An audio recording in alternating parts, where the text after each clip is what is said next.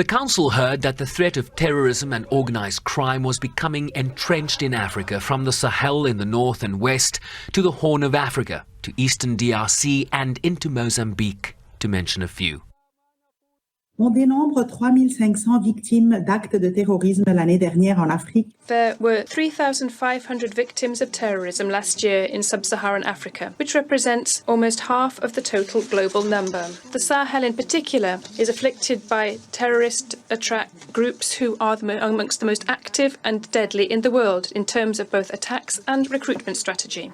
The Security Council has often expressed its concern regarding the scourge of terrorism, the activities of armed groups and criminal networks which destabilize Africa and profit from the natural resources of the continent. It is essential to better grasp the links between organised crime and terrorism in Africa through a rigorous collection of data and evidence and the development of appropriate programmes and policies.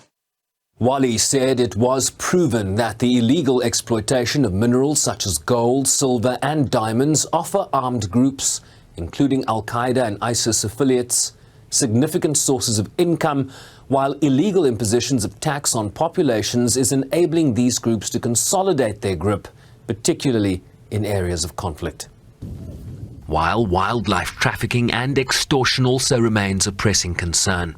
The illegal trade in ivory alone generates 400 million in illicit income each year.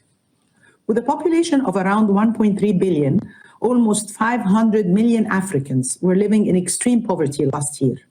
This criminal exploitation strips the people of Africa of a significant source of revenue.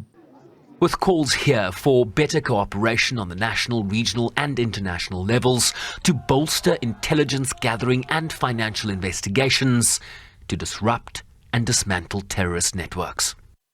There is a need for enhanced cooperation in terms of capacity building and transfer of knowledge in favor of countries in post-conflict situations and those who are still in conflict, to better control of their natural resources and the establishment of national databases on this matter. Similarly, the capacities of the national financial intelligence units should be enhanced. Sanctions regimes against terrorist individual groups and organizations need to be strengthened. We will require the cooperation of the Council in this regard.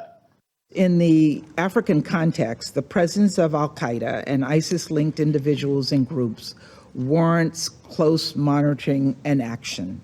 These groups threaten Somalia, Mozambique, the Democratic Republic of Congo, Nigeria, the Sahel and Sinai regions, and through ISIS financial facilitation networks in countries including South Africa.